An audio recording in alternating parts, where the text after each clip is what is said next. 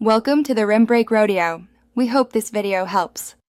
You start by isolating power. Turn the main breaker off and lock it out so you work safely. Next, verify incoming utility voltage and generator output with a meter, because mismatched voltages will damage equipment. Install the manual changeover switch on a solid surface near the main panel. Mounting matters for short cable runs. Run properly sized conductors from both the main and generator to the switch, and secure connections with listed lugs. This prevents overheating once you energize the circuit. Now wire the switch precisely. Land generator hot legs on the generator input terminals and feed panel hot legs on the utility input terminals.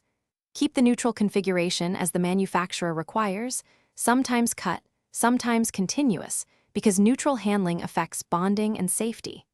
Bond the generator frame to grounding electrode system with a proper gauge grounding conductor.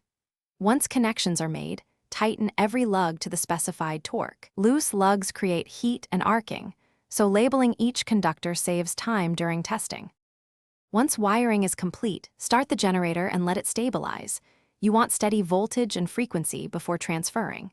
With the utility still off, operate the changeover to generator position, confirm critical circuits energize, and monitor for abnormal noise or heat.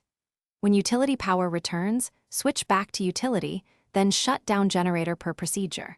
If a circuit won't power, first verify breakers and meter readings. If voltages are present but loads aren't, inspect neutral bonding and terminal continuity. Thanks for watching. Consider subscribing if we helped you.